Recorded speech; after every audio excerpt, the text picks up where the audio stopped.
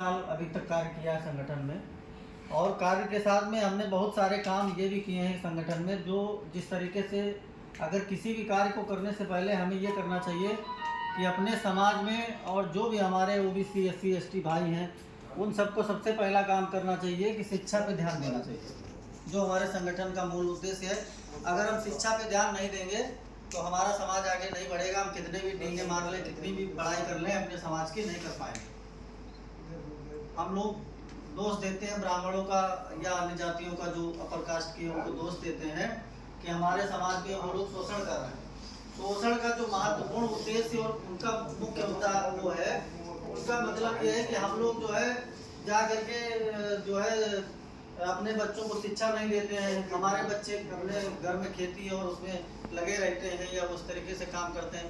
उनके बच्चे जो है जैसे ही थोड़ा सा 10th और 12th पास करते हैं उसके बाद में जो है वो सीधे किसी अच्छे उसमें नीट या यूपी ट्रिपल एससी या यूपीएससी की तैयारी करते हैं या जज बनते हैं या अन्य उस पर। जब वो बड़े पदों में बैठेंगे तो जब बड़े पदों में वो बैठेंगे तो उनका वर्चस्व तो रहेगा, ठीक है। तो सबसे पहले हमें ये करना है कि अपने समाज को, जो भी ओबीसी एससी एसटी हमारा समाज है, उनमें सबसे पहले हम अपने शिक्षा का प्रचार प्रसार करें। अगर हमारी शिक्षा नहीं होगी तो बिना शिक्षा के कुछ भी नहीं हो सकता है। एक कहावत है कि शिक्षा वो शेरनी का दूध है, जो पिएगा वही दहाड़ेगा। अगर शिक्षा नहीं होगी तो हमारा कुछ भी नहीं होगा। तो हमारे संगठन का मूल उद्देश्य है कि हम शिक्षा पे जोर दें। हमने कोरोना काल में 2021 में जब कोरोना संभवतः 20 में आया था, 20 और 21 के बीच में, उस समय हमारे संगठन ने जगह जगह जो है क्लासेस के माध्यम से बच्चों को शिक्षा दी थी। जिस समय कोरोना काल में उसका हमने नाम रखा था चल शिक्षा। चल शिक्षा के नाम से हमने उसको जो है धरातल पे उतारा था और लोगों की, जो बच्चे मान लो घर में बैठे थे कोरोना काल में, उनकी जो है टीचिंग कराने का काम किया था। पुस्तकें देना या अन्य काम अन्य तरीके से भी वो कराए गए थे। इसी कड़ी में हमने अन्य मुद्दों पर भी काम किया। हमारी एक जो है हमें पता चला था, एक बहन, एक बेटी हमारी फिरोजाबाद की थी, माननीय हमारे उस समय प्रदेश अध्यक्ष जी हुआ करते थे। वहाँ पता चला कि वो जो है एक उनके परिवार में 3-4 लोग रहते थे। तो वहाँ पर ऐसा हुआ कि जो अर्निंग का साधन था वो कहीं नौकरी करते थे, तो उनकी वहीं वो एक्सपायर हो गए। उसके बाद में वो पूरे परिवार का बोझ हो गया। उनकी बेटियां थी 3 और उसके अलावा उनकी माता जी थी और कोई नहीं था परिवार। उनकी हमने मदद की, एक बेटी को गोद लिया था हम लोगों ने संगठन की तरफ से। आज भी वो शायद टॉप क्लास करके 12th में पास हुई है हमारे संगठन में। अब उसका आगे जितनी भी पढ़ाई करनी है, जो भी करनी है, वो हमारे संगठन का उद्देश्य है कि हम उसकी हर संभव मदद करेंगे, अभी से लेके और ऊपर तक, जहाँ तक वो जाना चाहिए। कोरोना काल में हमने बहुत सारी मदद की, अन्य तरीके से भी मदद की, लेकिन हमारा मेन उद्देश्य यही है कि जो भी हमारा समाज है, जो भी हमारी चीज़ें हैं, उन पे हमें ध्यान देना चाहिए और समाज के हर पहलू पे ध्यान देना चाहिए। हमें जातियों में बांटने से कोई फायदा नहीं। अगर जाति पर वर्क करेंगे तो काम नहीं चलेगा।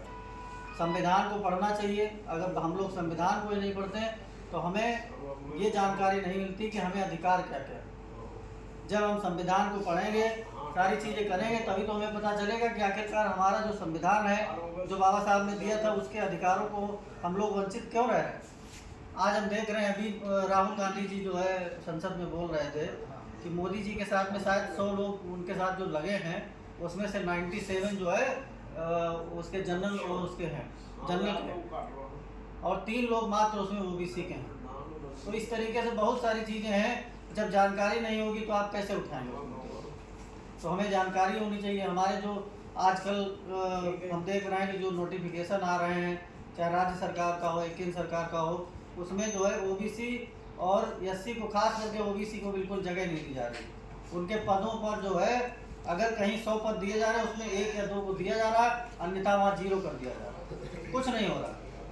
तो हम अगर वहाँ पर इस तरीके की अपनी लड़ाई नहीं लड़ेंगे, अगर हम उस तरीके से आगे नहीं बढ़ेंगे, तो हम अपने समाज को आगे कैसे ले जा पाएंगे, आप बताइए भाई। हमारा बच्चा, हमारे समाज का बच्चा अगर IAS अधिकारी PCS नहीं बनेगा, उच्च पदों पे नहीं बैठेगा, जज नहीं बनेगा, डिसीजन आपको जज अगर आपका नहीं बना, वो बैठे हैं, RSS का व्यक्ति बैठा है, तो क्या करेगा वो। सीधे सीधे है, अगर फेवर में आपके फैसला जा रहा है फिर भी वो नहीं देगा आपको, सीधे सीधे जो है उल्टा कर देगा और वो चीज़ें फिर आपके खिलाफ हो जाएगी। ये बहुत सारी चीज़ें हैं।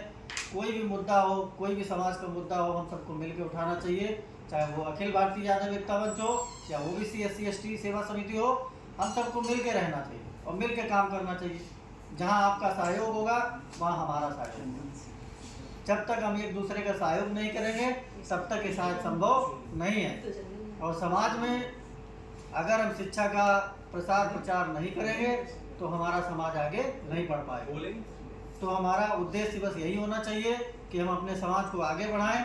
और जिस तरीके से ये कारवां आगे बढ़ा है, हमने करीब करीब 3 सालों में जो है करीब करीब 40 से 45 जनपदों में संगठन को खड़ा कर लिया।